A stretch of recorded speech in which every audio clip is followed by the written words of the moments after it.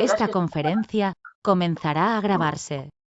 Hola, buenas tardes. Bienvenidos a este nuevo webinar del Colegio de Geólogos que en esta ocasión celebramos para unirnos a la Semana de la Ciencia de Madrid que se realiza esta quincena.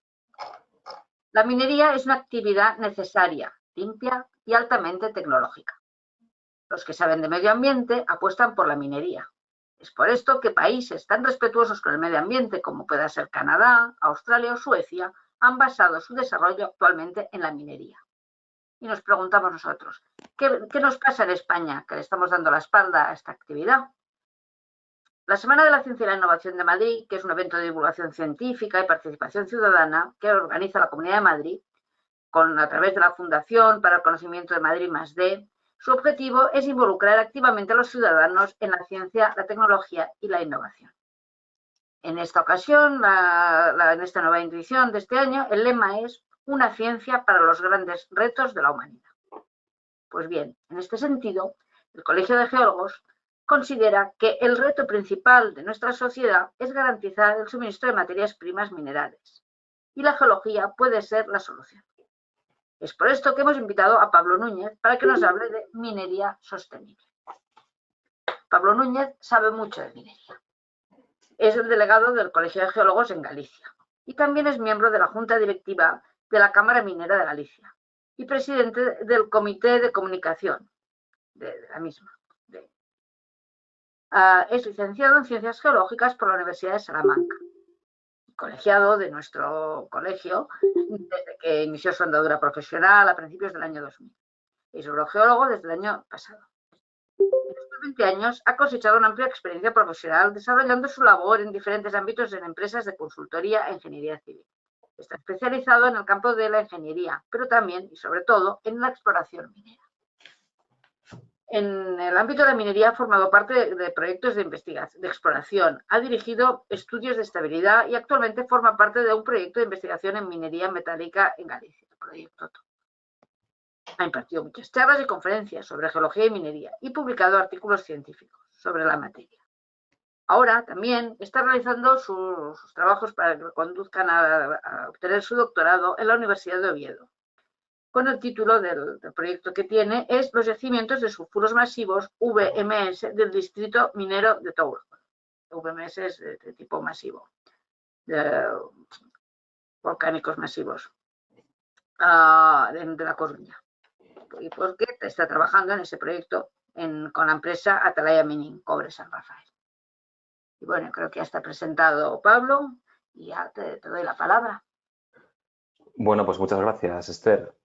Bueno, lo primero me gustaría agradecer al Colegio de Geólogos y a la Semana de la Ciencia e Innovación pues el haberme invitado a dar esta charla sobre minería sostenible. La verdad es que es un auténtico lujo poder compartir este foro con todos vosotros y la verdad es que estoy muy agradecido por la invitación. Bueno, la verdad es que yo no soy muy de frases, de buscar frases, pero es cierto que cuando estaba buscando información para documentar un poco esta charla, me encontré con la frase de un dramaturgo austriaco de nombre bastante complicado, la verdad es que me lo podía haber buscado un nombre más sencillo, Arthur Schnitzler, que la verdad es que me sedujo, me gustó y me pareció que esa frase condensaba un poco lo que yo quería contar. Esa frase de Arthur Schnitzler dice: estar preparado es importante. Saber esperar lo es aún más, pero saber aprovechar el momento adecuado es la clave de la vida. Yo estoy seguro que el dramaturgo austriaco no pensaba seguro en minería o en materias primas cuando lo dijo, pero yo me voy a permitir el lujo de pensar por un momento que sí. Me pregunto si esta frase aplica a minería y a materias primas, y yo creo que sí, que aplica. Aplica también a muchas otras cosas, pero sin duda también a minería y a materias primas. La sociedad, el desarrollo, la economía, la tecnología siguen su curso y lo siguen cada vez a una velocidad más vertiginosa. Si de la edad de piedra a la edad de bronce tardamos pues, como unos 2,5 millones de años en evolucionar, de la edad de bronce a la edad siguiente se tardó mucho menos. Y esos tiempos, la realidad es que se han ido acortando con la evolución del ser humano y de la sociedad. De tal manera que hoy día lo que sucede por la mañana, por la tarde, está casi obsoleto. El COVID además ha venido a enseñarnos cómo los 30 o 40 años de media para lograr una vacuna se pueden reducir a tan solo unos meses, ¿no? Ese ritmo de crecimiento, sin ningún tipo de duda, lleva aparejado la necesidad de materias primas. Y las materias primas están necesariamente ligadas a la minería en su gran mayoría. Tengamos en cuenta la sostenibilidad, el cuidado por el medio ambiente, la transformación digital, pero aún con todo eso presente y cumpliendo a rajatabla con las leyes y las recomendaciones de la Unión Europea, de los gobiernos nacionales, la pregunta es, ¿podemos prescindir de la minería? Y yo casi lo planteo de otra manera, ¿no? La minería, yo tengo claro que ha sido la primera profesión del ser humano y ahora, en este momento, unos cuantos millones de años después, sigue siendo la minería casi la cuestión mollar, la cuestión más importante, casi la madre del cordero, me atrevería a decir, ¿no? Bueno, yo creo que la crisis de materias primas pone de máxima actualidad, por eso he rescatado esa frase de Schnitzler, porque yo creo que desgranándola están muchas de las claves a las que nos afrontamos, a las que nos enfrentamos pues, como sociedad, ¿no? Schnitzler decía, estar preparados es importante. Y yo me pregunto, ¿estamos preparados para la necesidad de abastecimiento? ¿Tiene España como país, Europa como comunidad global, planes suficientes para su abastecimiento? ¿Está la cadena de producción garantizada? También se preguntaba el dramaturgo si decía que saber esperar lo es aún más. Y también pregunto nuevamente si hemos hecho como país los deberes en materia de minería y materias primas para estar preparados cuando esos problemas de abastecimiento lleguen. Hemos trabajado para cuando llegue el momento de ser autosuficientes. Hemos investigado, conocemos los recursos que tenemos. Hemos estado esperando el momento trabajando. Decía también, para finalizar, que pero saber aprovechar el momento adecuado es la clave de la vida. La realidad es que España tiene recursos para autoabastecerse de muchas de las materias primas que son y van a ser claves para la continuidad del desarrollo y para la transformación económica, pero la realidad es que las tiene no solo para autoabastecerse, sino para ser, desde mi punto de vista, una potencia exportadora. La pregunta es, ¿vamos a poder aprovechar el momento? Pues de todo ello quiero hablar y me gustaría empezar pues, por el principio. Por la definición de sostenibilidad. Hemos titulado la charla Minería Sostenible. Me gustaría definir sostenibilidad, que es cierto que es un término bueno, pues muy manido, muy utilizado, muy cacareado. Y para definirlo, me gustaría pues, irme a una fuente de prestigio y que sea fácilmente identificable por todos. De esta manera me he ido a la ONU y para la ONU la sostenibilidad es alcanzar las necesidades del presente sin comprometer la capacidad de las futuras generaciones para satisfacer sus propias necesidades. Esta definición, que nace a partir de la Comisión Brundtland del año 87, la verdad es que es una definición sencilla, pero de difícil aplicación. Entre las condiciones principales que debe cumplir una actividad está el uso conservativo de los recursos sobre los que se basa, que además este uso no comprometa el desarrollo de las actividades productivas, que no genere daños ambientales y que no sea causa de desigualdades que comprometan la estabilidad de la sociedad. Es decir, nuestra actividad debe tener en cuenta que manejamos un recurso finito, aunque a mí esta definición del recurso finito, bueno, no me gusta demasiado porque yo creo que en la ecuación pues no se tiene en cuenta y se omite la derivada de la investigación mineral, ¿no? Yo creo que para que un recurso no sea finito se debe fomentar la exploración para tener así la mayor cantidad de recursos posibles. Esto además es una cuestión pues, realmente importante durante la vida operativa de una mina, algo que la gente suele obviar. Durante la vida operativa de la mina se debe intensificar mucho la exploración porque socialmente, esto lo he vivido y seguro que mucha de la gente que me está escuchando hoy también, la gente cuando un proyecto está en funcionamiento nos va a exigir que le demos mucha más vida. Pero en la definición entra en juego otra variable, la variable de dejar a las futuras generaciones, además de un entorno rehabilitado, oportunidades de futuro. Y desde mi punto de vista, la minería debe funcionar como un auténtico motor tractor que sea capaz de atraer nuevas actividades industriales a la comarca en la que se ubica. Yo creo que como objetivo debe tener el impulsar la reindustrialización, los tiempos en los que corren muy importante, del territorio y disminuir la dependencia del exterior que tenemos de las materias primas. Creo que estos objetivos son fundamentales. Además, debe atraer inversión y generar rendimientos positivos en la economía regional y debe crear empleo de calidad y estable. Bueno, seguro que habéis visto, y bueno, yo creo que esto lo tenemos casi en nuestro día a día de forma continua, pero lo cierto es que en el año 2015 la Asamblea General de la ONU adopta la Agenda 2030 para el Desarrollo Sostenible. se trata de un plan de acción en el que se marcan 17 objetivos fundamentales y 169 metas con el objetivo de proteger el planeta y a todos los seres humanos que en él habitan. 2030 se ha fijado como la fecha límite para garantizar que todas las personas disfrutan de bienestar al tiempo que se asegura el porvenir de las futuras generaciones. Bueno, ¿y cómo puede aportar, qué es lo que puede aportar nuestro sector, la minería, a la Agenda 2030? Bueno, pues vuelvo nuevamente a la ONU y más concretamente al libro blanco, Cartografía de la minería en relación con los objetivos de desarrollo sostenible, que se publicó en el año 2016. En ese libro se expone que nuestra actividad tiene una oportunidad sin precedentes para convertirse en uno de los principales motores para avanzar en los objetivos de desarrollo sostenible. Porque la minería es un eje fundamental en las sociedades de todo el mundo. El aprovechamiento de los recursos naturales es esencial para asegurar el bienestar y el desarrollo sostenible de las comunidades. Y esto es así por mucho que le pese a algunos colectivos. Pero entrando un poquito más en materia, ¿de qué forma? Bueno, pues la minería es claramente un sector que es capaz de generar riqueza e infraestructuras en las comunidades en las que opera y es capaz además de mejorarlas, favoreciendo así la inclusión social. Genera infraestructuras y es básica para otras actividades económicas por las materias primas que proporciona, favoreciendo el desarrollo sostenible, tanto en el ámbito local como regional y nacional también. Y la minería, sin ningún tipo de duda, es un agente contra el cambio climático, no solo por proporcionar las materias primas para las energías renovables, sino porque favorece la sostenibilidad ambiental, reduciendo el impacto y generando hábitats e infraestructuras en la rehabilitación de las explotaciones. Pero bueno, yendo un poquito más allá, ¿qué es exactamente la minería sostenible? Bueno, la realidad es que España, desde el año 2008, tiene implantadas las normas UNE de gestión sostenible de minas. Son pioneras en todo el mundo y permiten el establecimiento de objetivos de mejora continua y seguimiento y control de los indicadores de sostenibilidad a través de un sistema certificado que ayuda a las empresas a mejorar sus prácticas basándose siempre en informaciones objetivas. Creo que esto es muy importante, el estar siempre basado en informaciones objetivas.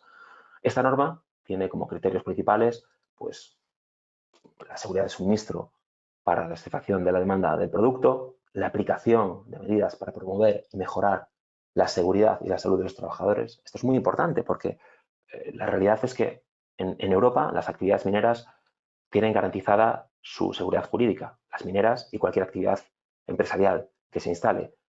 La seguridad jurídica y la seguridad para los trabajadores. Pero la realidad es que esto no ocurre en todas las partes del mundo. Sin embargo, en Europa sí. Por eso es tan importante promover proyectos mineros, entre otras cosas, en nuestro continente. Evalúa también la contribución al desarrollo económico y social a la comunidad. Evalúa la utilización eficiente de los recursos naturales, la aplicación de las mejores técnicas disponibles en la gestión de los TERES. Aquí nuevamente entra también la Unión Europea, es decir, no hay proyecto que se quiera implantar hoy día en España, especialmente de minería metálica, que no tenga implantadas las mejores técnicas disponibles definidas por la Unión Europea para un montón de sectores industriales, para todos, y la minería, evidentemente, no se va a quedar fuera. Evaluó también la rehabilitación del espacio afectado. Y desde mi punto de vista, esto quizás es mi pequeña contribución a estas normas UNE, porque esto creo que no está recogido, yo creo que es necesario además fomentar la investigación y el desarrollo de tecnologías que nos permitan avanzar hacia el conocimiento de todas las sustancias minerales que puede tener nuestro yacimiento. Y además debemos avanzar hacia tecnologías que faciliten su aprovechamiento. Para mí, esto es la auténtica economía circular y no solo la que está basada en darle una segunda vida a los estériles de mina, que también es importante y tenemos que tenerlo en cuenta, pero debemos cerrar el círculo. Bueno, ¿cómo ha evolucionado nuestro sector? Yo creo que vamos evidentemente a una evolución del sector, lo estamos viviendo, no hace falta estar en él para darse cuenta de que las cosas han cambiado y los cambios, pues como en otros aspectos de la sociedad, han venido de la mano de nuestra concienciación y sensibilización como sociedad.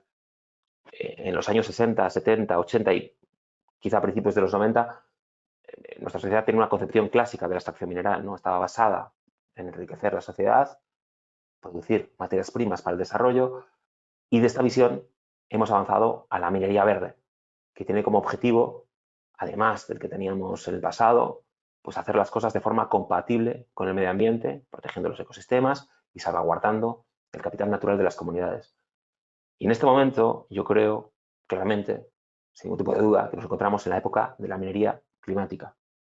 Es decir, producir las materias primas minerales para la transición energética hacia un modelo bajo en carbono, porque sin minería no va a existir la movilidad eléctrica y sin minería no existirán las energías renovables. Y precisamente vuelvo nuevamente a la Unión Europea porque nos está avisando de varias maneras. Las dos últimas son el Pacto Verde y la nueva Estrategia Industrial para Europa. En las dos se propone reforzar la autonomía estratégica abierta de Europa y se advierte de que la transición del continente hacia la neutralidad climática puede conllevar la sustitución que actualmente tenemos de dependencia de los combustibles fósiles por una dependencia de materias primas minerales. Porque de ellas nos abastecemos en gran medida del extranjero y para ellas la competencia mundial cada vez está siendo más feroz. Y lo estamos viendo en los últimos tiempos con una profusión grande de noticias que salen una gran cantidad de medios que nos alertan de esta cuestión, ¿no? Bueno, la minería claramente es un proceso sostenible. Veíamos hace un momento cómo nos hemos dotado de herramientas para poder certificarlo, pero me gustaría hablaros ahora de cómo es el proceso desde el comienzo. Sé que muchos de vosotros lo sabéis, pero también sé que hay mucha gente que no conoce, que no está relacionada con el sector. Me gustaría hacer un pequeño inciso y entrar en cuáles son todas estas partes que componen el proceso minero. Bueno, todo parte de la exploración, del conocimiento exhaustivo de los materiales que tenemos en nuestro subsuelo. Ese conocimiento puede dar lugar a una explotación si el yacimiento supera algunos filtros. Y finalmente el proceso acabaría con la restauración y la rehabilitación.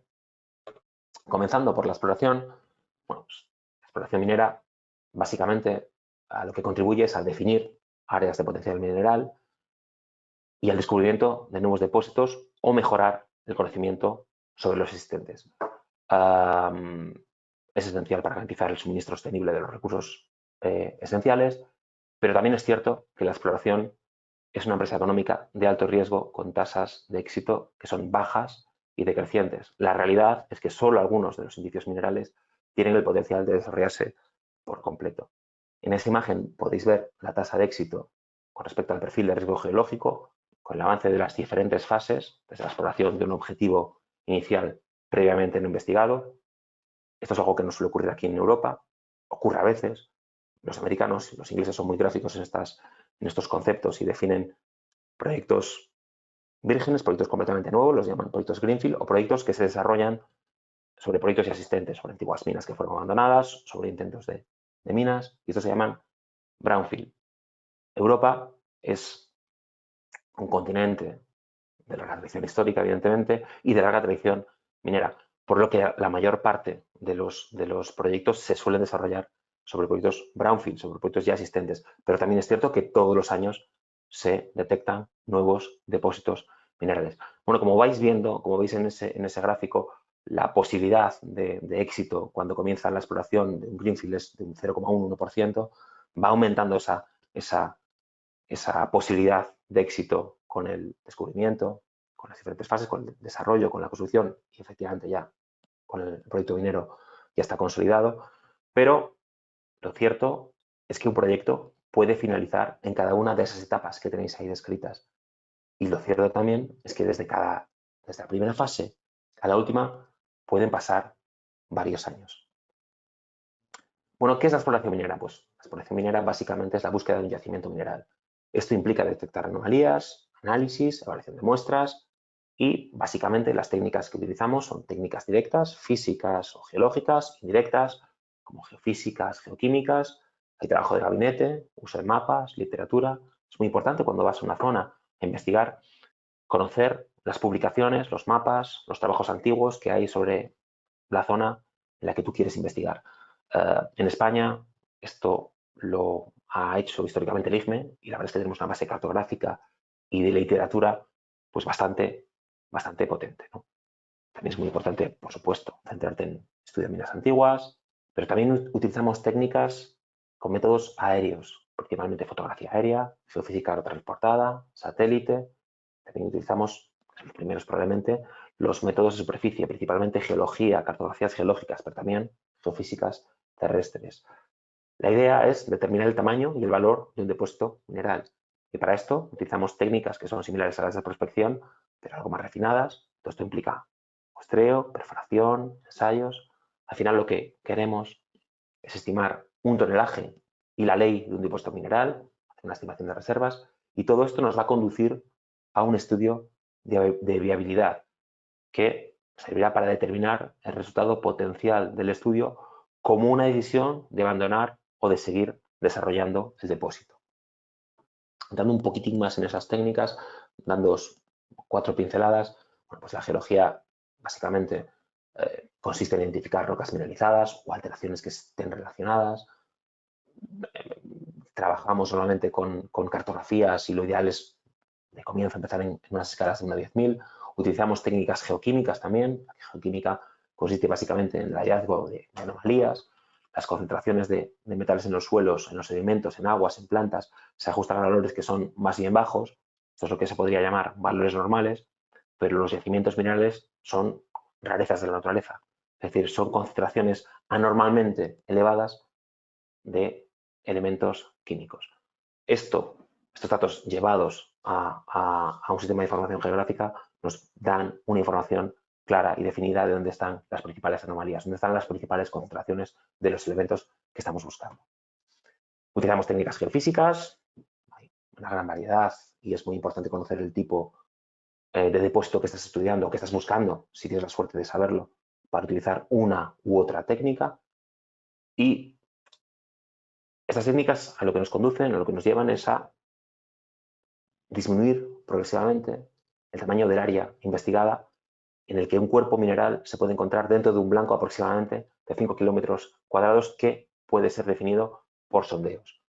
Los sondeos nos permiten obtener muestras del subsuelo a profundidades variables y son la información más valiosa de que se dispone sobre la mineralización mientras no se llegue a ella mediante labores mineras. Y finalmente tenemos que elaborar un modelo geológico que se construye en base a todos los datos recopilados. Antes he echado un vistazo a la gente que está por aquí, he visto que hay algún colega que se dedica especialmente a eso. Bueno, algún día se puede montar una charla porque la verdad es que es un trabajo realmente apasionante. Simplemente como un pequeño resumen de la exploración, porque me parece realmente interesante, la relación éxito-fracaso en una campaña de exploración suele ser realmente baja. Todo esto requiere de una combinación de gran percepción geológica, de persistencia, especialmente de dinero. Claramente la exploración minera es una carrera de fondo. Si os dais cuenta, ese dato que pongo ahí, se estima que entre el 1 y el 2% de proyectos de investigación se acaban convirtiendo en minas. Es muy importante conocer bien el sector y saber que se necesita tiempo para obtener resultados. Y finalmente, si somos capaces de abrir la mina, la apertura de una mina metálica puede ascender a cantidades de inversión en el entorno de los 150 o 800 millones de euros. Es decir, cantidades para proyectos industriales que difícilmente se ven hoy, ¿no? Pero lo cierto es que la exploración genera trabajo, impuestos, aumento del PIB, no solo la explotación, también la exploración. Y desde mi punto de vista, realmente un país debe conocer los recursos que tiene el subsuelo. Y si es necesario, como hace por ejemplo Portugal, pues adecuar los planes de urbanismo para preservar los depósitos minerales.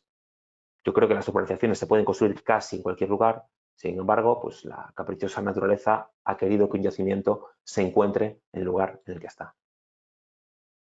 Leyes, desde mi punto de vista, me voy a mojar un poco, leyes como la aprobada hace unos pocos meses que no permiten investigar hidrocarburos y uranio, desde mi punto de vista lo que hacen es extender pues, un manto de desconocimiento sobre determinadas sustancias y compuestos naturales. Y lo único que hacen es retrotraernos casi a la Edad Media. ¿Por qué? ¿Qué va a pasar si un día necesitamos esos recursos? Esto sí que se podemos comentar después en la charla. Bueno, y si somos capaces de afrontar, de pasar la fase de explotación, bueno, pues abriremos nuestra mina. No me voy a meter demasiado aquí, pero sí simplemente mencionar que, por desgracia, en nuestro país, al finalizar el desarrollo del modelo geológico y el plan de viabilidad, comienza la tramitación administrativa. Esto puede durar un periodo de tiempo, pues, demasiado largo. En otros países de nuestro entorno, pues no lo es tanto, ¿no? Basta recordar pues cómo funcionan los países que han decidido que la minería es una actividad industrial estratégica. Mencionaba hace un momento a Portugal, pero podrían mencionar otros países como Suecia y Finlandia, que tienen una fama tremenda de protectores del medio ambiente, pero en estos países la burocracia, la administración, todos estos trámites son más ágiles. Tienen sus problemas, por supuesto, esto no me cabe duda, pero los proyectos salen adelante. Y esto pues puede ser quizá porque sus sociedades pues probablemente están más maduras y conocen mucho mejor el terreno que pisan y conocen la importancia de la minería. Hay que decir que es cierto que en los últimos tiempos las administraciones están haciendo esfuerzos por disminuir y adelgazar los procesos. En Galicia se aprobó una nueva ley hace unos cuantos meses, la ley de reactivación económica. En Andalucía lo ha hecho antes. Me consta que hay más casos por otras comunidades. Y la realidad es que estos procesos, estos esfuerzos para disminuir la burocracia, pues en ningún caso suponen una mera de las garantías. Lo han dicho algunos colectivos y no es así. Pero lo que sí suponen es una reducción considerable de los tiempos, lo que redunda en inversiones para los proyectos, creación de empleo y posibilidad de abastecer las cadenas industriales de la Unión con materias primas producidas aquí con mayor celeridad. Simplemente para que conozcáis de qué cifras hablamos cuando hablamos de proyectos, mencionaba antes las inversiones. Yo os puedo hablar del proyecto, lo comentó antes Esther, trabajo en el proyecto Touro. Ese proyecto se van a invertir el primer año y medio unos 200 millones de euros y a lo largo de la vida de la mina, estiman unos 17 años, el impacto calculado económico en Galicia va a ser de 2.540 millones de euros, con la creación de 400 puestos de empleo directos y 1.600 indirectos. Es decir, son proyectos de los que ya no hay, de los que ya no se ven por ahí. Por lo menos yo llevo muchos años sin oír proyectos de estas dimensiones. La explotación y la restauración van de la mano, pero es cierto que el ciclo minero no finaliza hasta que no se restauran los terrenos afectados por la actividad. Desde el año 82, toda mina abierta en España debe contar con un plan de restauración avalado financieramente antes de iniciar los trabajos de aprovechamiento. Esto es muy importante porque las empresas deben constituir un aval financiero con la cantidad que supone la restauración de la zona en la que van a trabajar. De esta manera queda siempre satisfecho la restauración del terreno si hay algún problema con la empresa, si hay algún problema de cualquier tipo, esa restauración va a estar pagada previamente. Los terrenos se restauran en base al ecosistema natural y a las necesidades de la comunidad. Esto es muy importante porque los planes de restauración están en... Y las empresas mineras lo que establecen es un diálogo con las comunidades para conocer qué usos pueden ser más ventajosos hacia el final de la restauración.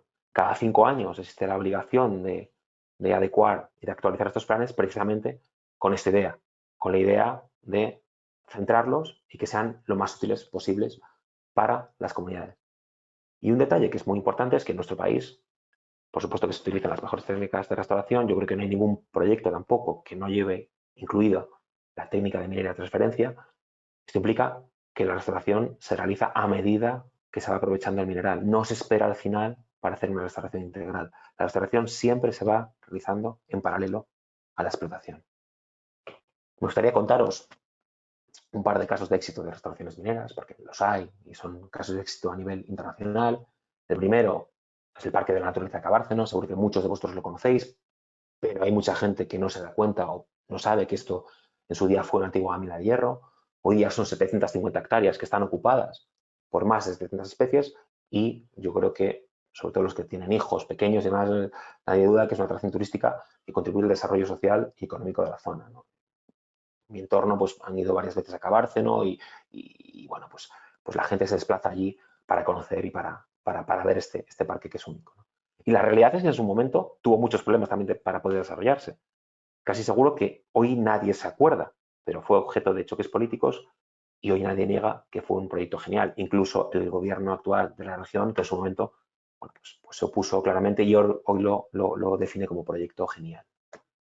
Otra restauración, ejemplo, es el lago de Aspontes en la provincia de Coruña, una antigua mina de lignito, ocupaba unos 2.500 hectáreas.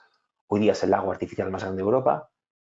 Cuenta con 600.000 árboles plantados, más de 200 especies diferentes de animales y es un reclamo turístico y deportivo.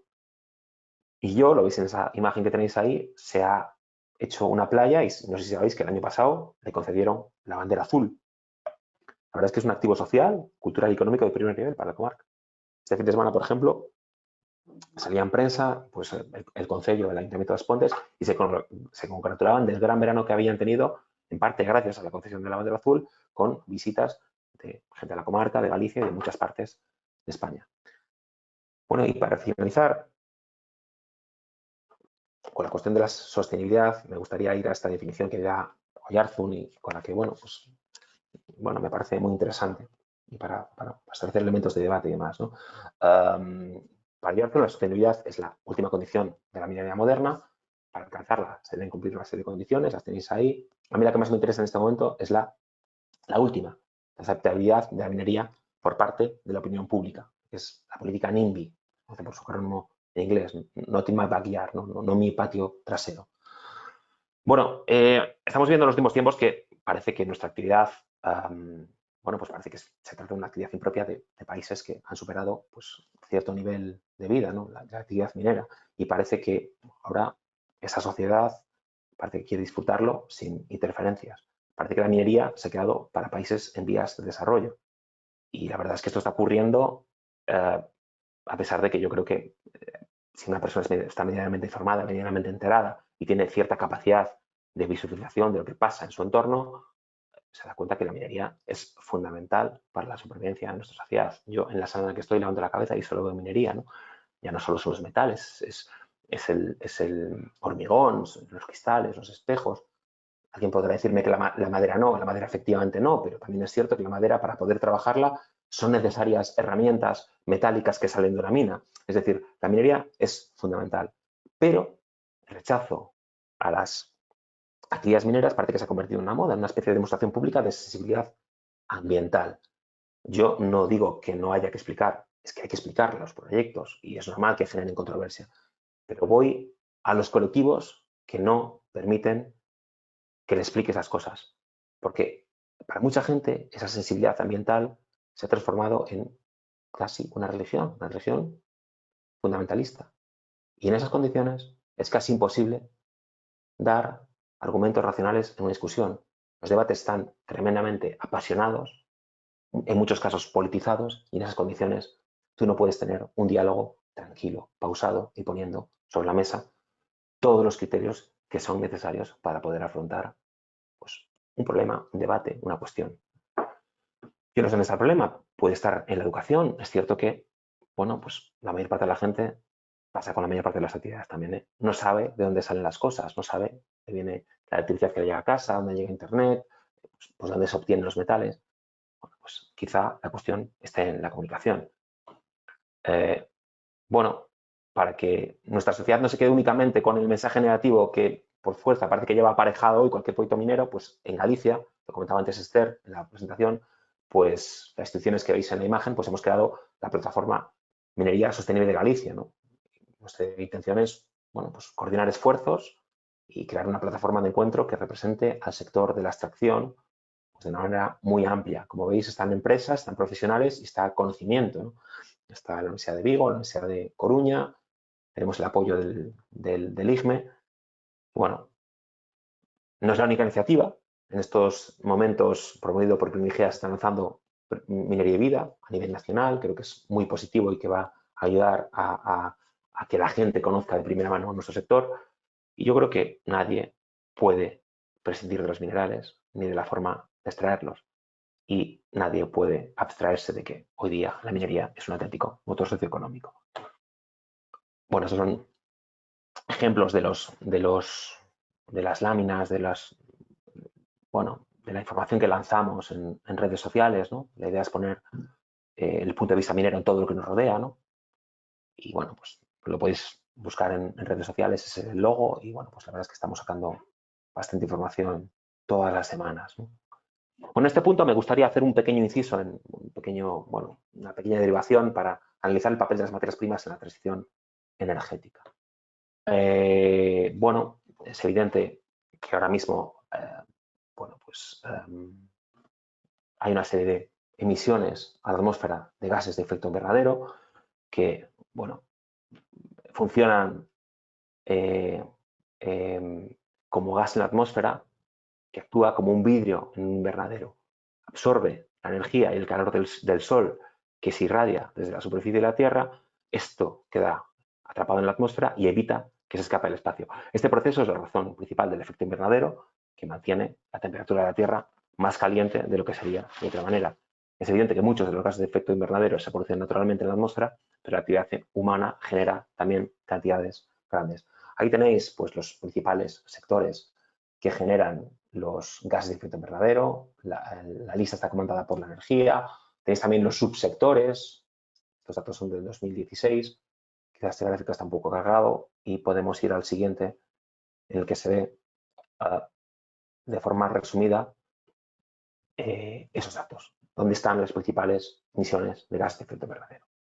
La energía es la responsable del 3% de las emisiones, mientras que la agricultura y la silvicultura lo son del 18%. La verdad es que yo desconocía que la agricultura generaba esta cantidad de gases. Si hubiese preguntado, desde mi desconocimiento, hace unos cuantos meses hubiese dicho que la industria estaba por encima, pero no, los datos oficiales nos dicen que la agricultura está por delante. La industria contribuye con el 5% y la generación de residuos con un 3,2%. Bueno, es evidente que la generación de energía es el sector que mayor cantidad de emisiones lanza a la atmósfera y parece que nuestros esfuerzos pues, deben ir encaminados a reducir las emisiones de forma prioritaria en esta actividad, pero bueno, evidentemente sin descuidar a las demás.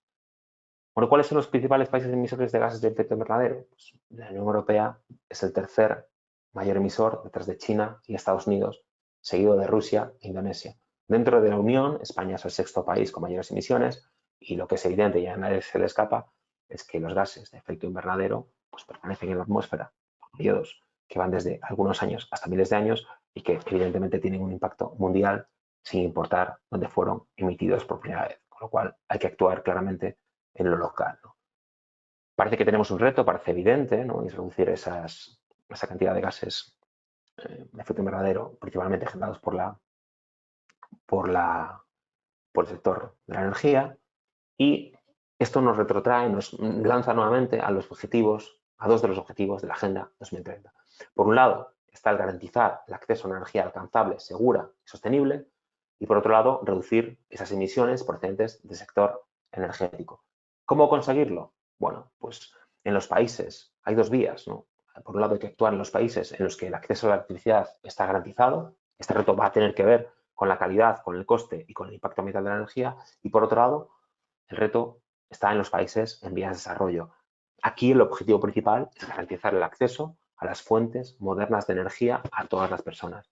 Conseguir el equilibrio entre garantizar el acceso universal y limitar los efectos que sobre el clima tiene su producción y consumo nos lleva a la necesidad de un nuevo modelo de generación, de distribución y de consumo de energía, la descarbonización. Y esto implica una transición energética. Es muy interesante analizar cómo han sido las diferentes transiciones que la humanidad ha ido afrontando. En el siglo XVIII se produce la transición de la producción manual a la mecanización. En el XIX comienza la producción en masa y para conseguirlo se consumen cantidades ingentes de petróleo, de gas, de acero. Y ahora nos hemos dado cuenta de que debemos cambiar nuestro modelo energético y nos encontramos en la transición hacia un modelo más limpio y bajo, claramente, en carbono. Las diferentes transiciones han implicado la necesidad de determinadas materias primas. Así, en el paso de la producción manual que veíamos hace un momento hacia la mecanizada, la cantidad involucrada fue relativamente pequeña y asequible. Conforme avanza el grado de tecnificación, crece la población mundial y el acceso de cada vez más porcentaje de población y países, la cantidad aumenta hasta la situación que tenemos en nuestros días. Hoy día es necesaria prácticamente toda la tabla periódica. Y yo creo que en este punto cobra mucho interés lo que os comentaba hace un rato. Es necesario la investigación de los yacimientos minerales en toda su extensión, fomentando el aprovechamiento de toda la mineralización, porque esto es la auténtica economía circular. Bueno, ¿y cuáles son las claves que van a marcar la transición energética? Bueno, pues desde mi punto de vista son estas cuatro, ¿no? Por un lado, se va a incrementar las energías renovables. Es importante, desde mi punto de vista también, nuevamente, es una opinión muy personal, que la transición se realice de forma gradual. Por desgracia, yo creo que en nuestro país vemos que a veces queremos ser los primeros en comenzar algo, sin haber afianzado antes el modelo, y los pasos yo creo que deben ser seguros y cementados en un plan sólido. Hemos visto recientemente, cuando se había anunciado el cierre de centrales térmicas que funcionan con carbón, con planes de cierre ya funcionando y operativos, pues hemos visto cómo ha sido necesario volver a activar algunas durante este mes de octubre porque el sistema actual pues no daba abasto. Va a ser muy importante el desarrollo de tecnologías de almacenamiento de energía. En febrero de este año, el Ministerio de Transición Ecológica presentó la estrategia de almacenamiento energético. Sin duda, es muy importante no perder energía, realmente la renovable, en periodos valle de consumo, ¿no? Va a ser clave una estrategia que permita almacenar la energía, especialmente en esos momentos. Y esta estrategia se ha propuesto el objetivo de conseguir una capacidad de almacenamiento de 20 gigavatios en el año 2030. Bueno, yo creo que tampoco se escapa a nadie que abordar las necesidades de almacenamiento de energía va a requerir de una gran cantidad de tecnologías y si requiere tecnologías requiere una cantidad ingente de materias primas. También es cierto que las tecnologías, da la sensación que no están aún muy maduras. Quizás lo más avanzado sean las baterías y el bombeo hidráulico, pero el resto, almacenamiento químico, electrotérmico, pues, y algunas más, aún está por desarrollar. Y bueno, vamos a ir evidentemente a una electrificación de transporte. Bueno, creo que va a ser muy importante fomentar ciertas conductas, ciertas actividades y bueno, desarrollar mucho más la tecnología, como en el caso del almacenamiento energético, pero por ejemplo el hecho de poner a cargar las baterías por la noche pues va a contribuir a la reducción de vertidos energéticos, aumentar el consumo nocturno y por tanto pues en las horas valle. Esto va a ser importante mientras no se desarrollen tecnologías de almacenamiento consistentes y sólidas que permitan no tirar energía. Y por supuesto va a ser necesario mejorar la eficiencia energética, la acidificación, la industria, sin ningún tipo de duda, las redes de distribución.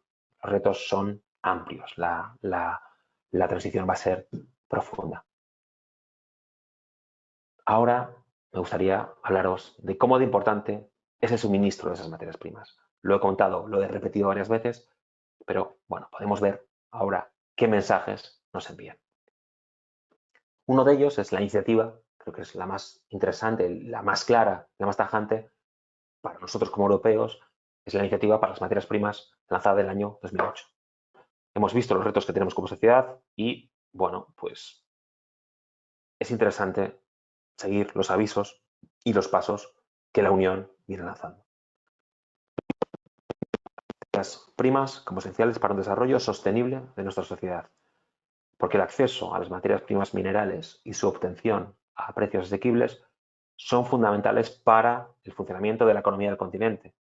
El sector de las materias primas proporciona unos 350.000 puestos de trabajo de forma directa, pero hay más de 35 millones de empleos que pertenecen a las industrias transformadoras que dependen de un acceso fiable y sin obstáculos a las materias primas minerales. La garantía de un acceso fiable y sin distorsiones constituye claramente un factor de importancia creciente para la competitividad de la Unión. Bueno, es evidente que además para garantizar la seguridad de los recursos es preciso actuar sobre el suministro procedente tanto de fuentes primarias como secundarias. Es decir, hay que ir a las fuentes primarias, a las fuentes mineras, pero hay que también fomentar el reciclaje. La estrategia es una estrategia integrada, se basa en 3 pilares. El primero es garantizar ese acceso a las materias primas de los mercados internacionales en las mismas condiciones que otros competidores industriales. El segundo es establecer las condiciones para potenciar un suministro sostenible de materias primas de fuentes europeas, esto es muy importante. Y el tercero es fomentar la eficiencia de los recursos en general con el consumo de las materias primas y promover el reciclaje para reducir el consumo. También en esa declaración de las materias primas, esa alianza de las materias primas del año 2008, la Unión recomienda a los gobiernos miembro un acercamiento a los servicios geológicos para un conocimiento mejor del subsuelo, para un conocimiento mejor de los recursos que tenemos. Es decir, llama al fomento de la exploración y de la explotación, claramente, de los recursos locales. Bueno, claramente, con la iniciativa de las materias primas, la Unión pues, ha establecido un marco para disminuir su dependencia de las importaciones, ¿no? A ello se ha puesto como diferentes países avanzados tienen su propia estrategia, pero este domingo veía pues, al presidente Biden cómo presionaba al G20 en Roma, no sé si lo habéis leído en prensa, y les decía algo así como que iba a firmar, echar un vistazo aquí, pues lo tengo aquí, voy a firmar una orden ejecutiva que reforzará nuestra gestión de las reservas de minerales y materiales de Estados Unidos. Esto nos va a permitir reaccionar y responder más rápidamente a las carencias de la industria. Y, tras haber tomado él esta medida, pasó la presión. Les insto a todos ustedes a que consideren la posibilidad de reforzar sus reservas críticas para la seguridad nacional en sus países. No es un problema que nuestras naciones pueden resolver mediante acciones unilaterales. La coordinación es clave y el motivo de esta reunión. Bueno, yo creo que esto ilustra perfectamente cuál es la importancia de las materias primas en este momento y cómo nos afecta como sociedad desde el punto de vista industrial, desde el punto de vista económico. Leía también esta mañana, y seguro que lo habéis visto porque los medios de comunicación están machacando insistentemente, en que transportar materiales desde terceros países, como desde China, por ejemplo, en un contenedor, hoy día es 6 veces más caro que hace 6 años. O sea, parece que nunca ha sido tan imperiosa la necesidad de apostar por las explotaciones propias que garanticen, pues, precisamente ese abastecimiento de materias primas. Bueno, esta es la última lista, la lista del año 2020, porque la Comisión se propuso hacer un seguimiento de la problemática de las materias primas y se propuso también actualizar al menos cada 3 años esta lista de materias primas fundamentales. Es cierto que en los últimos tiempos ya está comentando que 3 años es demasiado. Hay muchas voces que piden que se reduzca en 2. En negrita tenéis las nuevas en comparación con la lista del 2017. Y de esas nuevas tenemos reservas claras y evidentes: litio, titanio y estroncio en España, sin ninguna duda. En estroncio, por ejemplo, somos los primeros países productores de Europa, con Celestina en Andalucía. El litio considero que no hemos investigado lo suficiente, pero tenemos potencialidad para ser uno de los principales actores del continente, y probablemente con titanio también. Pero de esas que tenéis ahí, muchas de ellas las tenemos en España, y España podría convertirse claramente en una potencia productora. Bueno, para cumplir los objetivos de neutralidad carbónica en 2050, el consumo de materias primas estimado por la Unión para la construcción de baterías o electroimanes se estima que va a evolucionar de la manera que tenéis ahí escrito. Se estima que el consumo de litio se va a multiplicar por 18 en 2030, la demanda de tierras raras por 10 en 2050, el consumo de cobalto por 5 se va a multiplicar en 2030 y por 15 en el 50, y el consumo de metales va a pasar de 8.000 millones de toneladas a 20.000 en 2060.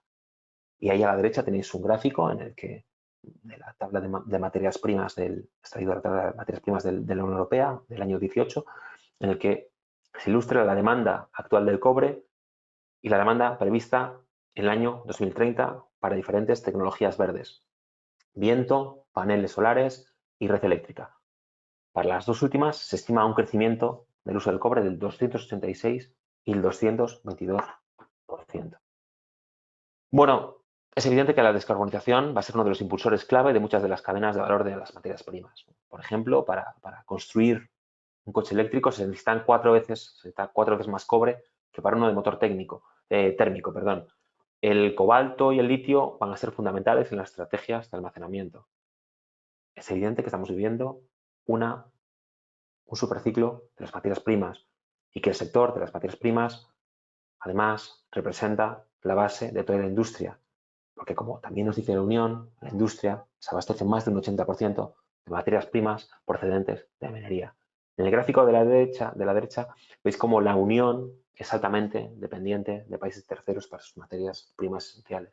Entre el 75 y el 100% de la mayoría de los metales usados en el viejo continente proceden de fuera de Europa. Bueno, ¿y cómo está la situación en España? Bueno, pues este gráfico ilustra cuál es la situación actual del sector en nuestro país. Están incluidos todos los subsectores: roca ornamental, áridos, minerales industriales y minería metálica. Podéis ver que hay unas 2.800 minas operando que generan 30.000 empleos con una producción de aproximadamente 3.500 millones de euros.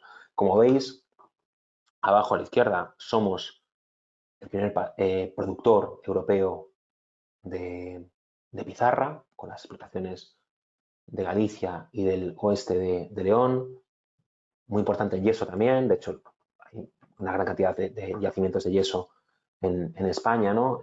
En Levante, en La Rioja, las provincias de Cuenca, Guadalajara. Somos el segundo productor europeo de cobre. Tenemos la tercera refinería de Europa al mundo. Somos el segundo país productor de celestina. Los comentaba hace un momento, los yacimientos de sulfato de estroncio que están en la provincia de Granada, de Montevives y de Escúzar. Somos también el segundo productor de sepiolita, con los yacimientos de Madrid, y ocupamos un puesto importante en magnesita. Recientemente se ha anunciado la apertura de una nueva mina de magnesita en la Muga, en Navarra, y de fluorita, con los yacimientos principalmente asturianos. Esta es la situación del valor de la producción minera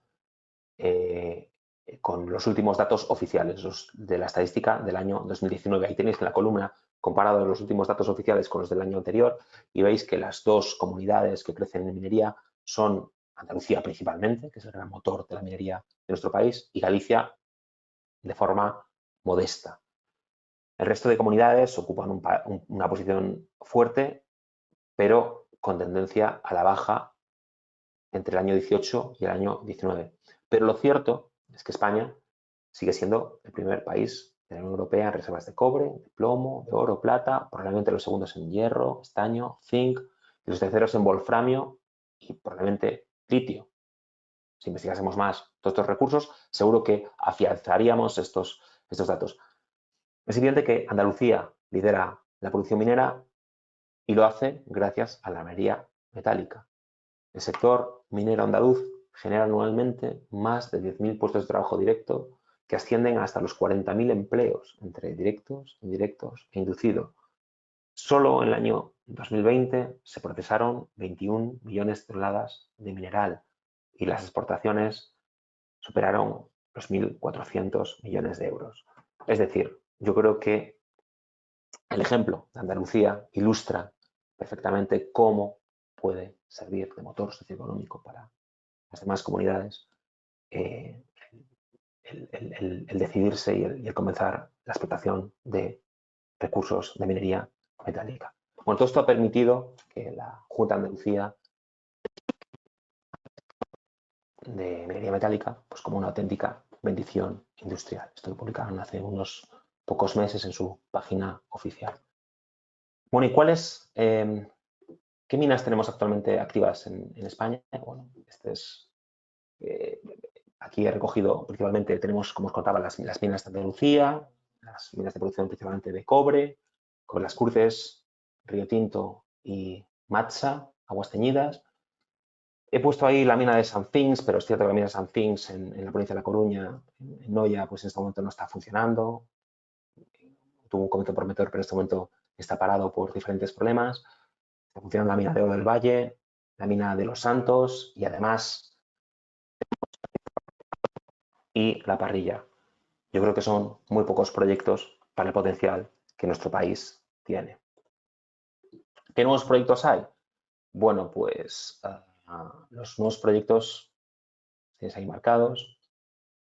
Proyecto Touro en Galicia, proyecto de cobre, proyecto de oro de Salave, varios proyectos capitalizados por Siemecalsa, por la Sociedad Público-Privada de Castilla y León, que promueve proyectos mineros, Umbrales, La Seca, Los Cármenes, proyectos principalmente estaño, wolframio, algunos de niobio de tántalo, como el Otero de Herreros, un pequeño proyecto que está en Segovia. Bueno, vuelvo a decir que me parecen pocos proyectos para las posibilidades que tiene España. Aquí he incluido como detalle por mencionar pues, 3 proyectos en el marco de las materias primas minerales que existen en nuestro país. Se está lanzando ahora mismo el proyecto de niobio y tántalo y estaño de Penouta, en la provincia de Orense. Sería el principal productor de estos materiales en Europa. Y en cuanto a las tierras raras, que son un poco pues, las que marcan la dinámica y las que más suenan en medios, evidentemente, pues la verdad es que no hay muchos proyectos.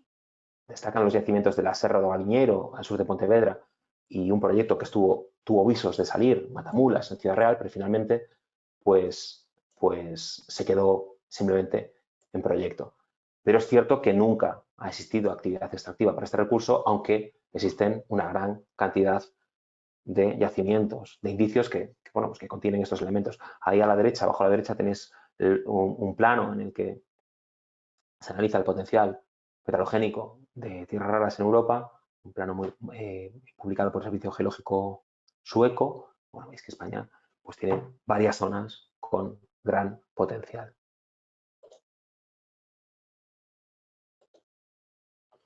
Bueno, ¿y cómo está? ¿Cuál es el potencial de minerales críticos de España? Bueno, pues la verdad es que existen varias iniciativas de la Unión Europea para actualizar las bases de datos del continente sobre indicios de este tipo de materias primas. Por un lado está el proyecto Minerals for European Union y el proyecto ProMine, que nutren a la plataforma European Data Geological Infrastructure, que es de donde he tomado esta imagen, y están creando pues, una importante base de información. Pero lo que sí es cierto es que la mayor parte de los datos son indicios, son pistas que nos dan, nos indican la posibilidad de existencia de ese material, pero son pistas que, desde mi punto de vista, no se han investigado lo suficiente.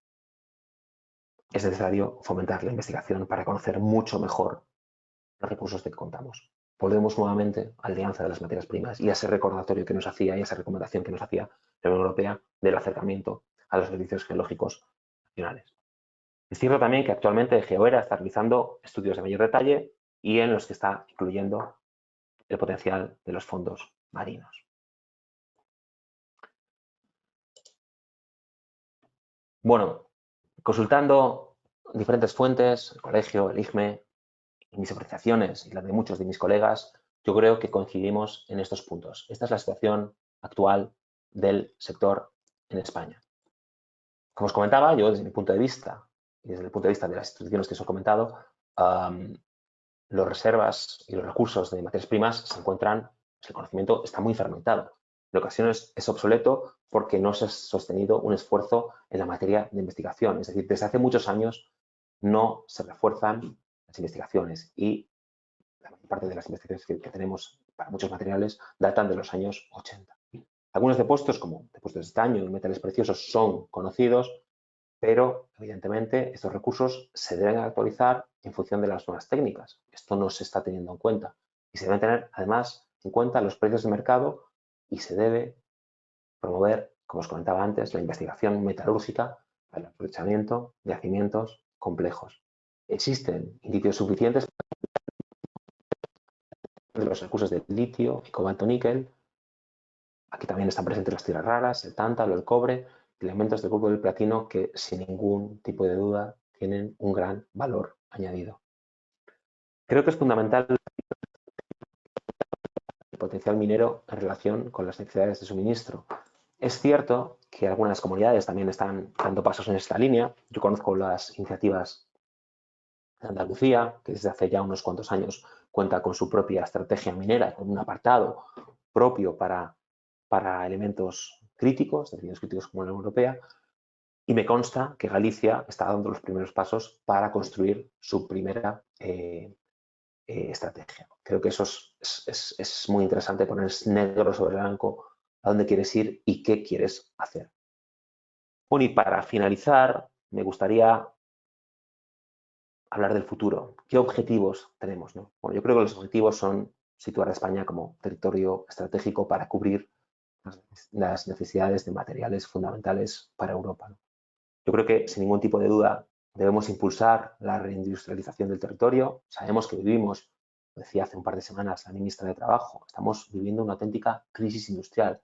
Bueno, pues La minería es un elemento de primera magnitud para impulsar la reindustrialización del territorio y disminuir además la dependencia del exterior. Debemos atraer inversión y generar rendimientos positivos en la economía del país y debemos crear empleo de calidad y estable. La minería es industria, la industria es empleo de calidad y estable. Y sin ningún tipo de duda debemos afianzar un tejido industrial que esté ligado a la minería sostenible, que sea de calidad y futuro. El Colegio de Geólogos el año pasado lanzó un plan para la recuperación de la minería en nuestro país. Yo creo que, como decía el presidente, creo que es evidente que tenemos recursos y sabemos que tenemos recursos. Pues ahora tenemos dos opciones: o dejarlos pasar o aprovecharlos y convertirlos en un auténtico boom industrial. Bueno, iniciaba esta charla hablando de Arthur Schnitzler, que me acompañó para abrir. Me gustaría ahora, aunque os he dicho que no soy muy de frases, pues como me gustó la frase de Schnitzler, he buscado una para cerrar y me he ido a Jorge González, que es un ingeniero chileno. Él dijo que actuar en el momento adecuado es progresar. Yo creo que todavía estamos a tiempo de progresar. El momento adecuado está sucediendo y yo creo que no lo debemos dejar pasar. Y sinceramente creo que no hay nada más caro que una oportunidad perdida. Y creo que dejar pasar el potencial que tiene España en minería puede acabar convirtiéndose en una oportunidad perdida. Bueno, pues muchas gracias, muchas gracias. Me gustaría, para finalizar, simplemente agradecer a Elian Alonso, a Carlos Martínez y a Verónica Casas y Geneu Cabana, pues la ayuda que me han brindado para la realización de esta presentación. Y yo, si queréis, no sé si entra Esther o entra Nieves y damos paso a alguna pregunta, algún debate, algún comentario. Bueno, yo te doy las gracias y yo creo que podemos iniciar el turno de preguntas. Como somos pocos, la ventaja que tiene es que puedo dar la palabra a quien quiera formular la pregunta o el comentario, vamos. No sé si nuestro Colegio Oficial de Geólogos es Manuel, como tienes el micro abierto, si quieres hacer este comentario de la moratoria nuclear de Perdebrán. Manuel. A ver, gracias Pablo por poner blanco sobre negro lo mismo que yo pienso y, y creo que eso que has dicho es todo verdad, pero también te digo que, mira, mi nueva responsabilidad va a ser dentro del Consejo Superior de Investigaciones Científicas precisamente el hub de la EIT Raw Materials de sur de España, el South Sí. Hub. Por lo tanto, mi labor va a ser hacer eso que tú dices que hay que hacer. Tienes tarea por delante, tienes tarea por delante. Entonces uno se da cuenta de que, bueno, al menos estoy en territorio favorable, porque es donde está la minería española poderosa, pero alguien ha dicho en el chat que hay que educar al que no sabe, y esta es la parte difícil, porque cuando un país asume los principios del cambio climático como ley y además aplica leyes para la reducción a cero del consumo de hidrocarburos, como si eso fuera realmente a solucionar el problema, olvidándose, bueno, yo no digo que reducir los hidrocarburos, el consumo de hidrocarburos no va a reducir la emisión de CO2 y por lo tanto en la reducción del calentamiento global, olvidándote de que eso está muy bien, pero para todo lo que sea, lo has dicho tú, hace falta recursos minerales, porque la transición ecológica no se hace sin recursos minerales. Y por lo tanto, es que no sé quién tú mismo has dicho, sí, lo has dicho tú, que vale, que la madera no pues es un recurso renovable, pero que las cosas que se hacen con madera no se pueden hacer si no tienes herramientas y electricidad. De hecho, incluso el propio sector, el propio sector energético, el propio sector minero gasta, el 80% del gasto es en energía, realmente.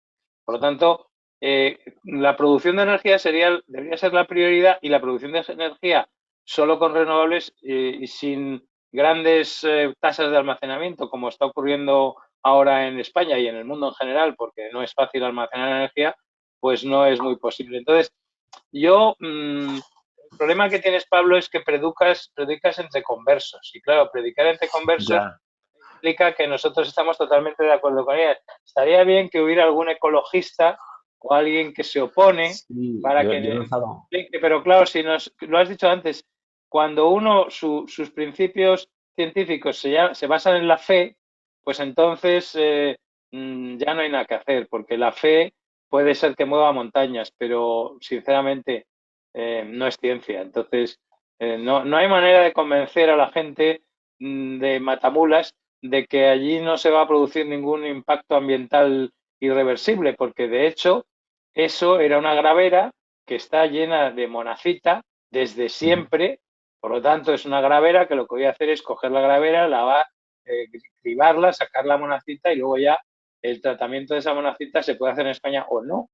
Pero ya en los gobiernos autonómicos, los menos favorables desde luego, ya han dicho que no, y entonces las evaluaciones de impacto son paralelas a lo que dice el gobierno y bueno, pues no sé si yo, digamos que creo que todos los aquí presentes sabemos lo que hay que hacer. El problema, digamos, es cómo hacer eso que hay que hacer, cómo convencer a la población de que el móvil que tiene en la mano es gracias a los recursos, de que la casa que tiene encima, que ha construido, es que la destrucción del medio ciudad es irreversible y, por lo tanto, en cambio, la destrucción del medio minero es reversible, pero, en fin, son cosas tan obvias que, no sé, quizá habría que repensar la estrategia. Yo creo que parte todo probablemente de la educación, ¿no? De contarle a la gente de dónde vienen las cosas, de cómo se obtienen, de hacer campañas de sensibilización. Hay que empezar desde la base y la realidad es que lo tenemos difícil. Yo recuerdo que hace 2 años lanzamos una campaña aquí en Galicia para los escolares, como hacen otros sectores primarios, secundarios, que directamente pues le cuentan a los escolares cómo obtienen sus recursos, cómo trabajan, cómo funcionan. Pero desde estos colectivos que tú estás mencionando y que, bueno, pues, cuyo punto de vista roza eso, casi el fundamentalismo, pues lo que hicieron fue atacarnos furibundamente, acusarnos de concienciar, de querer lavar cabezas, de querer, bueno, pues de querer educar a la gente en el extractivismo, en la destrucción y demás. No es cierto, porque la gente lo que tiene que hacer es ser consecuente con su vida, tiene que darse cuenta de qué es lo que le rodea, es lo que os contaba hace un rato, ¿no? Tiene que saber de dónde salen las cosas. Y lo que es claramente hipócrita es no querer hacer una mina aquí o en el pueblo al lado, y esta frase creo que es tuya, Manuel, por cierto, ¿sabes? No querer, o sea, ser luchadores del medio ambiente aquí o en el pueblo al lado y quedarte contento con eso, y al final no darte cuenta de lo que estás haciendo es trasladando el problema a terceros países. Países en los que, como os comentaba antes, la legislación laboral no está garantizada, la legislación jurídica tampoco, es decir, países en los que realmente muchas veces no son minas lo que funcionan, son agujeros y de ahí se extraen algunos recursos y esos recursos están utilizando. Pero si tú realmente eres un ecologista, realmente estás preocupado por el medio ambiente, deberías estar muy preocupado por la extracción y por la explotación de recursos aquí, estar controlándolos aquí, pero no oponerte de forma sistemática siempre, que es lo que ocurre. Cualquier mínima, cada vez que podemos levantar la cabeza. Eso es así, Pablo, pero la cuestión que tenemos que discutir es qué estrategias se podrían hacer desde el Colegio de Geólogos, por ejemplo, para, digamos, ir convenciendo a la población. Yo sé que la Fundación Minería de Vida tiene un plan de no sé cuántos millones de euros para empezar desde abajo, en los colegios, dando más información, convenciendo más a la gente, pero hay una cierta, como todas las fees, no necesitan explicación. O sea, yo es que creo en Dios y no necesito que tú me digas que no existe, porque yo es que creo en ello. Entonces, el que cree en las teorías de destrucción del planeta por el hombre, pues ignora la geología. Hoy mismo estaban hablando del COP25 y repetían la famosa frase de que la temperatura del planeta no había sido tan alta desde hace 2 millones de años. Oiga, pero entonces hace 3 que no estaba el ser humano. ¿Dónde está la culpa del hombre? Porque hace 3 la temperatura del planeta era más alta. Perdone que se lo diga. Entonces, claro, esto ya es la hipocresía de los medios de comunicación que no son capaces de decir, oiga, entonces vamos a ver, si hace 3 había más temperatura, cuéntemelo, o sea, ¿qué pasa? No lo entiendo, tal. ¿Quiere eso decir que el planeta Tierra puede volver a temperaturas más bajas, como ya he escrito yo, cuando pasemos del interglaciar al glaciar? Y entonces veremos a ver si explotamos los recursos del carbón, porque va a hacer un frío de cojón. Sí. Bueno, fíjate lo que está pasando ahora mismo, lo contaba también en la presentación, lo que está pasando con los recursos de carbón. Aquí en Galicia se ha vuelto a abrir la central de Aspontes, ¿no? Cuando llevaba ya cerrada una Sí, que temporada. decían que no sabían cómo funcionaba, porque se habían ido todos los técnicos. Claro. Bueno, el problema lo tenemos dentro de 2 años, ¿no? Sí. Perdón, No, Esther. Dice María José que la minería crea más puestos de trabajo que la agricultura y la ganadería con una huella menor, y eso es totalmente verdad. Es más, la propia Agencia Europea de Medio Ambiente ya ha publicado muchas veces que la destrucción de superficie, de territorio en Europa por contaminación de pesticidas y fertilizantes es de unas dimensiones tan enormes en el centro de Europa que es irremediable. Y la gente ve esos campos de trigo tan bonitos y se olvida de que para poner esos campos de trigo tan bonitos ha habido que talar los árboles que había, por cierto, y además hay que echar pesticidas y fertilizantes para tener 3 cosechas al año. Y claro, eso es destrucción irreversible del suelo agrícola, que es el más contaminante del planeta. Y sin embargo, la minería, que ocupan 1% de la península ibérica, esa es la generadora de todos los males. Y menos mal que viene un volcán y desvía la atención y los geólogos somos los héroes, porque si no... Sí, es cierto, es cierto. Se mete muchas veces esa cuestión de la agricultura. Bueno, yo, por cierto, os comentaba también que me sorprendí cuando vi las emisiones de gases de efecto invernadero de la agricultura y de los usos del terreno, ¿no? Pero es cierto que la agricultura es el sector que más contamina, pero de larguísimo. Y la Unión Europea publica los datos todos los años. Y en la primera posición siempre está la agricultura, pero en una posición tremendamente destacada, precisamente por lo que tú decías, ¿no? Por la gran cantidad de fertilizantes que se están utilizando casi a diario en unas extensiones tremendas. Esos fertilizantes, evidentemente, van a los acuíferos y acaban pues, cargándose ríos y demás, ¿no? Oye, estaba viendo... que estamos Sí. hablando tú y yo, a ver, que hable la gente. Está viendo el chat, está viendo el chat. Si alguien más quiere decir algo, que ponga un mensaje a Manuel está viendo un mensaje de Alberto. Peláez, por favor, abre el micro, por favor, que puedes hablar si tienes micro. Manuel. Hola. Hola, Manuel, haz tu comentario, por favor. Y abre también si quieres la cámara, ¿eh? Hola. Agradable. Bueno, la abro, pero no os asustéis.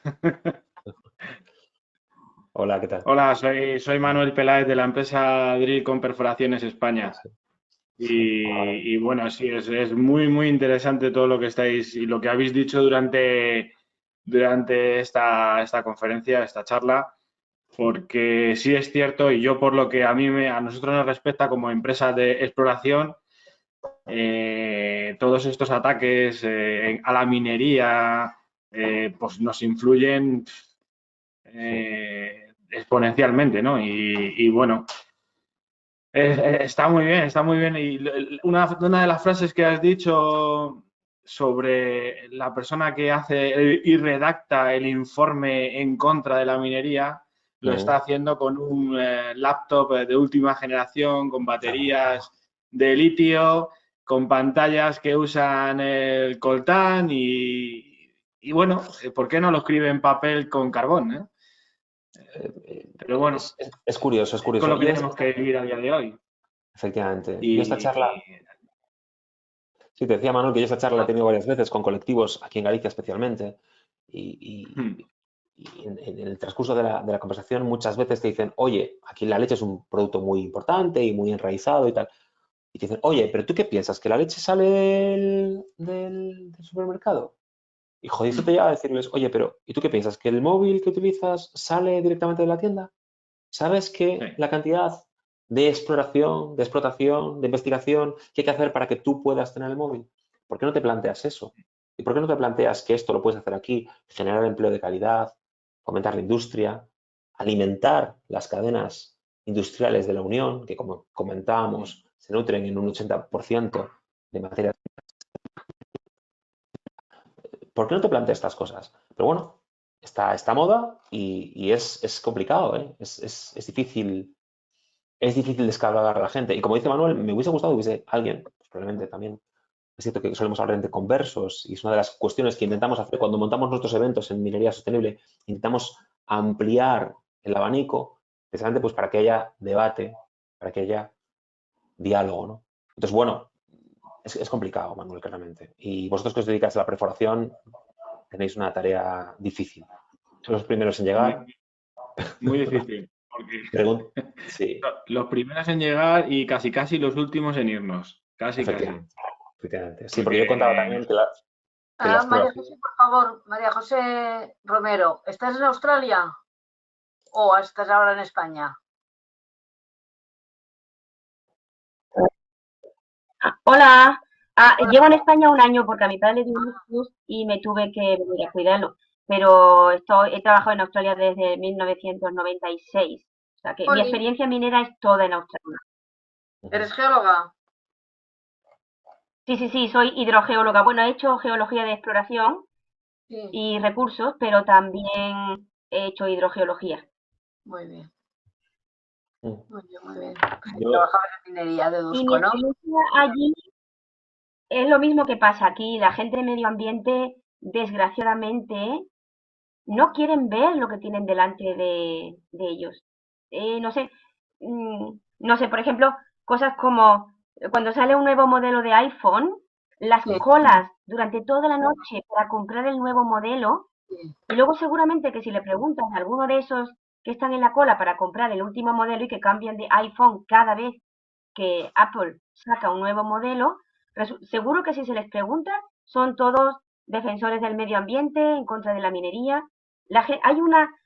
Hay una poca educación enorme, desgraciadamente, de la gente. Hay, hay un anuncio que ponían allí en la tele que no es de minería, pero que viene, es muy parecido, es paralelo. Es sobre el pago de los impuestos. Entonces en el anuncio salía alguien diciendo, ¿te gusta en tu barrio? Tienes parques bonitos, tienes columpios para los niños, están las calles limpias, están las farolas siempre con luz, en cuanto que se estropea una viene y alguien la ilumina. Y entonces al final del anuncio dice, esto no cae del cielo, sale de los impuestos que estamos pagando. Pues con la minería pasa igual. sí, yo creo que en este sentido en Galicia se está haciendo, con lo de minería sostenible, se está haciendo un gran esfuerzo y parece que tiene éxito. Pero vamos, lo tenemos que sí, hacer entre todos. Hay una cosa que habéis dicho cuando decís la agricultura, pero claro, no sé cómo decirlo para que quede correcto. La minería, aunque sea una actividad artesanal en algún caso y todo, nunca es muy artesanal, siempre son unas empresas y se puede controlar porque son lugares puntuales. Mientras que la agricultura, pues es más difícil controlar los productos que utilizan o la cantidad de esos productos, porque son pequeñas empresas, siempre. Yo creo que esta es la gran diferencia y es donde se tendría que poder contar el relato este a favor de la minería, que es fácil de controlar, de encontrar un responsable si es que pasara algo. yo creo que uno de los problemas principales que tiene el sector minero es la tramitación. Yo también hacía referencia a eso en la presentación.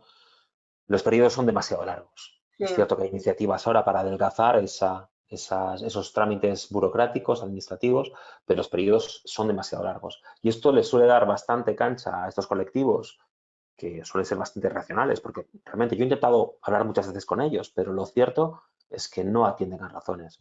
Y una de las sí, cosas que más me llama la atención es que nosotros para llegar a conclusiones, pues invertimos en una gran cantidad de informes, invertimos en contratar a expertos a nivel que nos podamos permitir, pero a alguien que certifique realmente cómo están las cosas. Pero ellos muchas veces con ningún o con un informe tienen todas las certezas del mundo. Bueno, ¿qué pasa? Que en estos periodos de tramitación, como son tan extensos, da tiempo a estos colectivos a exagerar y a contar situaciones catastróficas que realmente son difícilmente imaginables por el común de los mortales, pero lo que hacen es crear miedo en la sociedad, atenazar a los políticos y desde ahí, pues bueno, van consiguiendo sus objetivos. Pero lo hacen en base al miedo, a informes no reales y a la aprobación claramente de, pues, de cosas que no van a pasar, pero que efectivamente son muy impactantes porque los escenarios de destrucción que dibujan pues llaman la atención. Y evidentemente no todo el mundo está relacionado o asociado con el mundo minero, con lo cual cuando te cuentan estas cosas, por lo menos el miedo ya te lo han metido en el cuerpo. Quitárselo a la gente de encima es muy complicado. Pero creo que si queremos contribuir al progreso, desde el fomento de la minería se puede contribuir al progreso de nuestro país, ¿no? De nuestra región. Y me gustaría que tuviéramos que hacer un esfuerzo para trasladar este conocimiento a todas las autoridades, incluso a las autoridades locales, que a veces son los que ponen más trabas. Sin ninguna duda, sin ninguna duda. Y bueno, pues ya te digo, en los últimos tiempos han surgido muchas plataformas, Minería Sostenible de Galicia es un ejemplo, pero hay más por ahí, hay gente que lo está intentando, que las está lanzando, y el objetivo final es este, es sensibilizar a todas las partes de la sociedad para que comprendan, para que sepan realmente de la importancia de la minería. Y joder, yo creo que a mí me gusta, por eso puse antes el ejemplo de Andalucía, ¿no? Me gusta el ejemplo de Andalucía porque ellos han demostrado el movimiento andando, ¿no? Han demostrado diferentes administraciones, diferentes signos políticos, han visto que la minería metálica es un auténtico motor socioeconómico de primera magnitud, que además cuida de la regeneración ambiental. Lo tenía claro un partido, han cambiado de partido, un bipartito y lo siguen teniendo claro y no dudan en calificarlo de bendición industrial. Bueno, yo creo que esos ejemplos son los que deberían cundir, los que deberían salir, ¿no? Oye, esta gente ha puesto en marcha proyectos y están funcionando. Pero por desgracia, pues solo llega lo malo y es difícil que llegue lo bueno.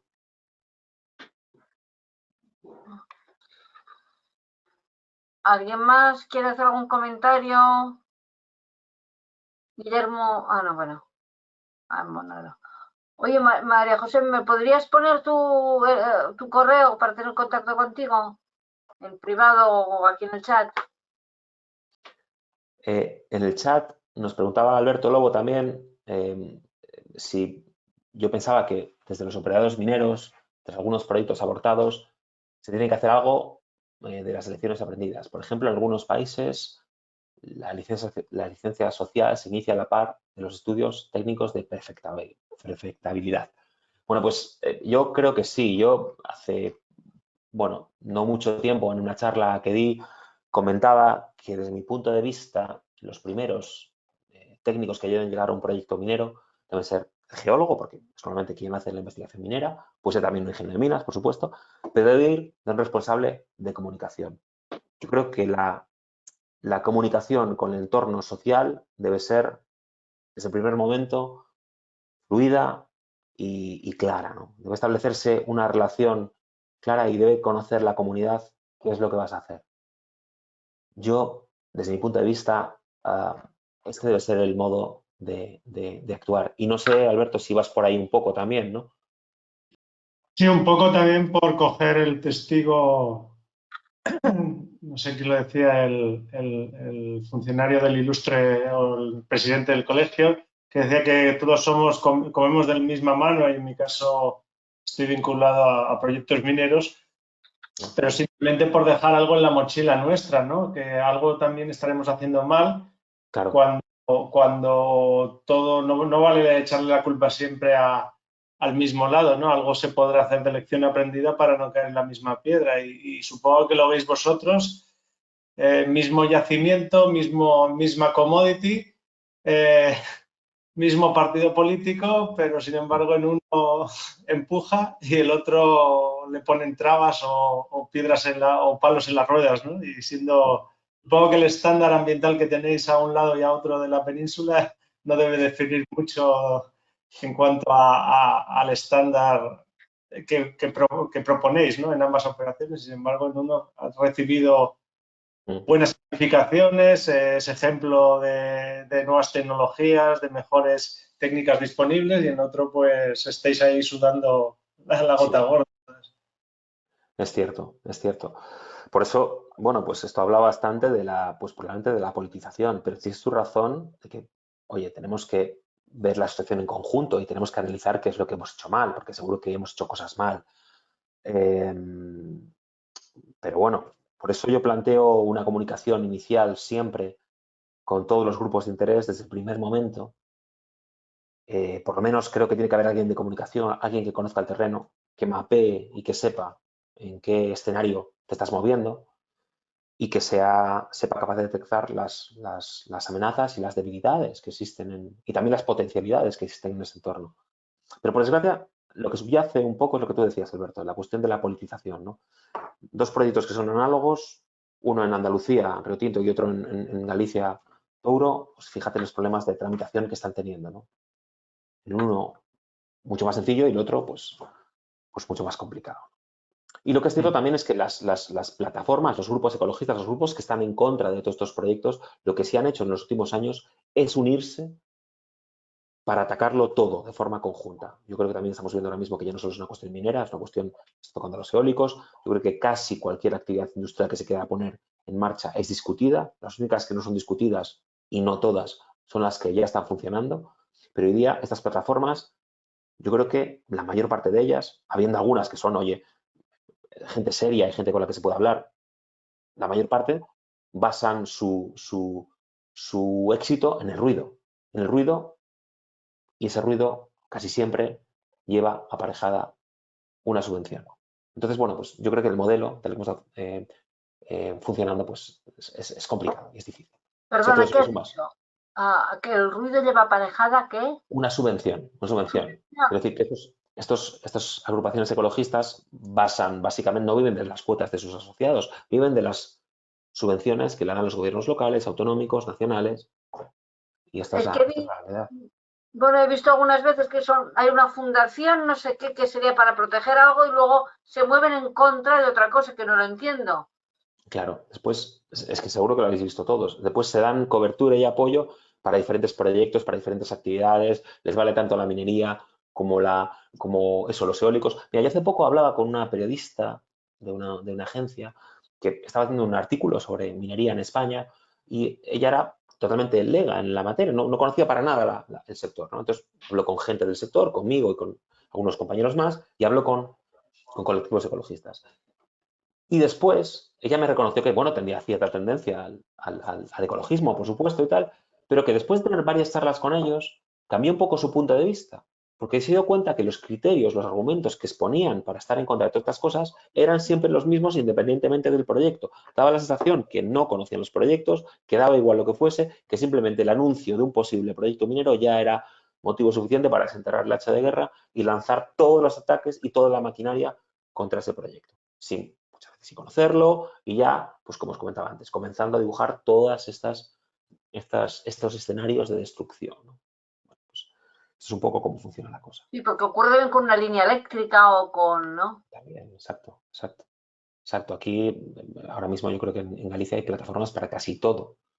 No hay nada que se quiera hacer que no esté discutido, ¿no? Y no hay nada que no tenga sus preguntas en el Parlamento, no hay nada que, bueno, está la cuestión muy polarizada. Y es una pena porque esto no contribuye a crear país, a la industrialización. Esto contribuye más bien a todo lo contrario. A paralizar, pues lo que os decía antes, un poco a hablar desde la pasión y no tener diálogos constructivos. Al final, bueno, pues cuesta todo muchísimo sacarlo, ¿no? Esto es una de las raíces de los motivos de la crisis industrial, desde mi punto de vista también que estamos viviendo.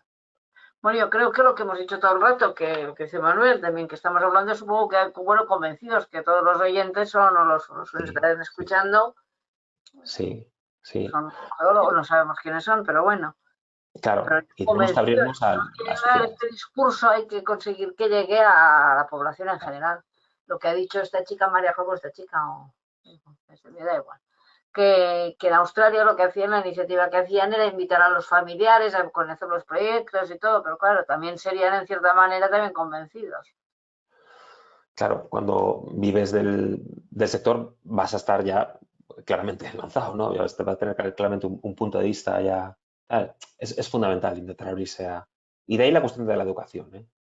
De ahí la cuestión de la educación e intentar entrar, pues, no tenemos que perder los complejos para hablar de nuestra actividad. Yo creo, de hecho, que lo hemos hecho. Pero también es cierto que muchas veces como decís vosotros, nos reunimos en entornos porque son endogámicos, que son gente pues de nuestra propia profesión, y aquí vamos a estar todos de acuerdo. Pero tenemos que salir y contarlo. Y por eso cada vez que me llaman los medios de comunicación intento salir siempre, porque creo que hay que intentar estar dando el mensaje, intentar estar contando, o por lo menos contraponiendo versiones negativas, ¿no? Bueno, pues muchísimas gracias, Pablo. Yo veo que no hay más preguntas. Si alguien tiene algún comentario, está a tiempo todavía de abrir el micro y preguntar. Y si no, pues nada, muchísimas gracias, Pablo. Pues nada, gracias a vosotros. Mil gracias. Ha sido un placer, la verdad. Nada. Muchas gracias, Pablo. Bueno, nada, hasta la próxima entonces. Que vaya todo bien. Hasta luego. Hasta Chao. luego. Chao.